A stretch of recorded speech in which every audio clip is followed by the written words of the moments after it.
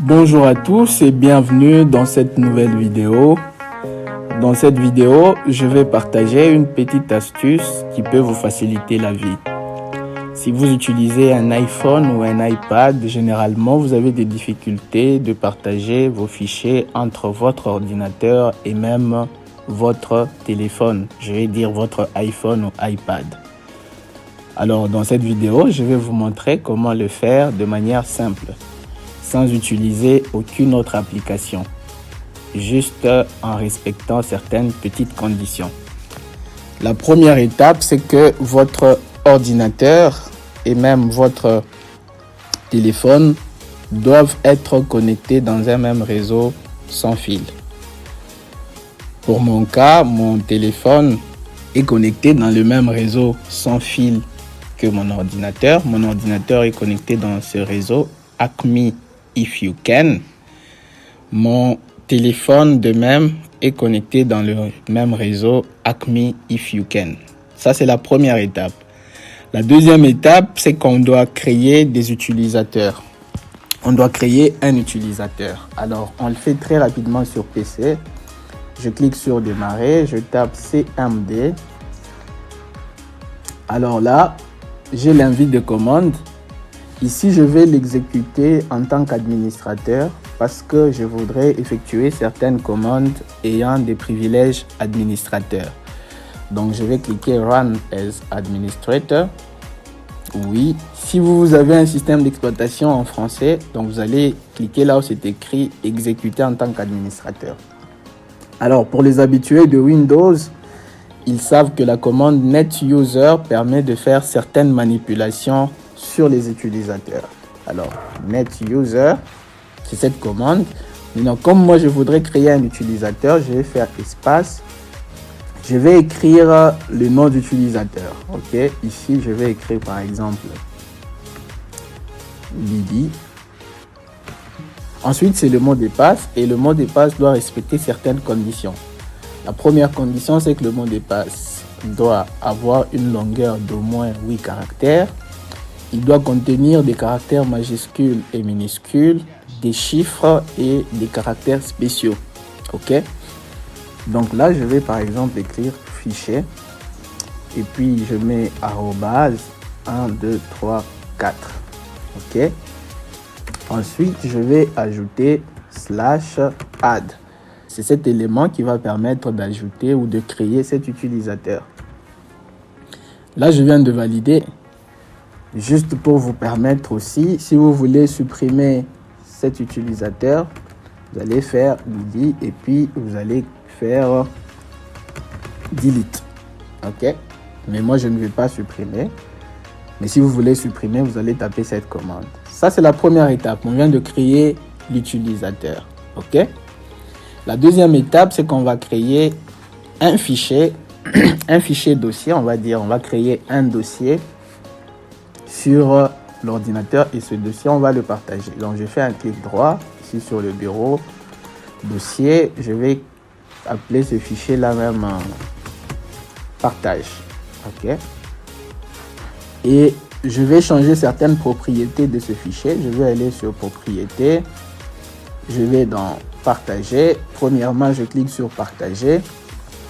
Ici, je vais choisir un utilisateur. Je vais écrire l'utilisateur qu'on a créé ici, c'est Billy. Vous voyez, Billy est là. Et puis, je vais lui donner toutes les permissions. La permission de lecture et même la permission d'écriture. OK? Et puis, je partage. Ensuite, je vais aller dans les paramètres avancés de partage. Je vais partager ce fichier. Je vais aller dans permission. Je vais cliquer sur ajouter. Cette fois-là, je vais écrire toujours le nom de l'utilisateur Billy. Je clique sur check names. Ensuite, je vais aller sur OK.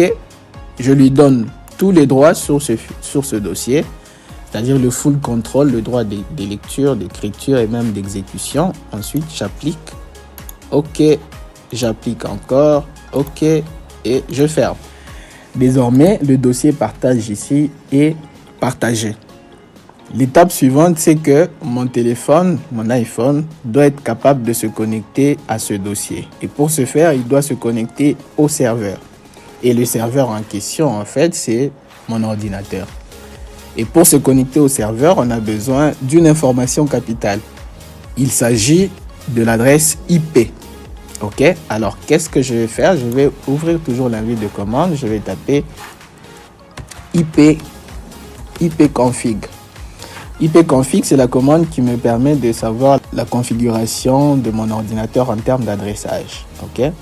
Et là, moi, ce qui m'intéresse, puisque mon ordinateur est connecté en sans fil, je vais voir l'adresse IP de ma carte réseau sans fil. C'est 192.168.87.85. Alors, si on voulait juste avoir cette information très rapidement, on pouvait taper ipconfig pipe find, je mets IP V4. Donc, on me trouve directement là où il y a IPv4 et on aurait directement la même adresse, 192.168.87.85. OK, alors l'étape suivante, c'est sur mon téléphone. Je vais maintenant me connecter au serveur.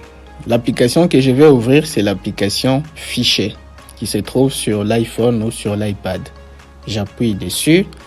Ensuite, je vais appuyer sur les 3 points. J'appuie sur Connect to Server. Si vous avez votre téléphone en français, ça sera connecté au serveur. Ici, je tape maintenant l'adresse IP. 192.168.87.85. Je me connecte. Je précise de quelle façon je voudrais que l'utilisateur soit connecté. Je vais prendre là où c'est écrit comme utilisateur enregistré. Et là, je vais taper les informations de connexion que j'ai créées. OK, donc là, je vais taper le nom d'utilisateur, c'est Billy. Et puis le mot de passe, si vous n'avez pas oublié, c'est fichier @1 2 3 4. OK. Next. Directement, je suis connecté et vous voyez même sur téléphone le dossier partage. Lorsque j'appuie sur ce dossier, il est vide. Que ce soit sur PC ou même sur téléphone. L'étape suivante, je vais y ajouter des fichiers. Donc, on va essayer d'abord du PC vers le téléphone et du téléphone vers le PC. Donc, je vais prendre par exemple cette image qui est sur mon bureau. Je mets ça dans ce dossier. Alors, directement, même sur téléphone, j'ai la possibilité d'ouvrir cette image. OK? Là, je la vois à partir du dossier, mais je peux aussi l'enregistrer. Ça veut dire, je peux appuyer là et appuyer sur Save Image. Et je l'aurai maintenant dans mes photos. Donc, l'image en question est là. OK? Ça, c'est la première étape. La deuxième étape, c'est que je vais prendre une image et la partager dans le même répertoire pour que le PC y accède, pour qu'on y accède à partir de l'ordinateur. Je vais prendre par exemple cette image. Je vais appuyer sur le bouton de partage. Je vais aller sur Save To, là où c'est écrit enregistrer dans. Et puis, je prends le serveur et dans le dossier partage, OK. Et directement aussi sur PC, j'ai accès à cette image. Voilà. On est arrivé à la fin de cette vidéo. C'était vraiment simple, vous voyez. Si vous voulez des vidéos pareilles, n'hésitez pas de me le faire savoir en commentaire. Si vous avez des difficultés, évidemment, n'hésitez pas aussi de me le faire savoir en commentaire. Abonnez-vous à la chaîne, n'hésitez pas de laisser un pouce bleu, de partager la vidéo avec les personnes qui sont autour de vous. On se retrouve dans la prochaine vidéo.